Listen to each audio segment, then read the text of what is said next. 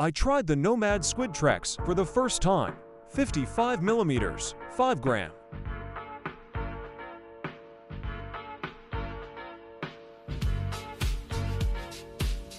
I flicked around the rainy day.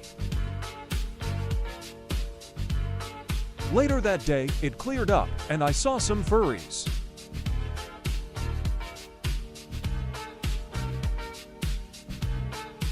I hopped the Squid Trex along the bottom, and all of a sudden, I hooked this nice 33 centimeters flatty. And 15 minutes later I caught this 27 centimeters bream. And 2 hours later I caught this 46 centimeters jewfish. It put up a good fight.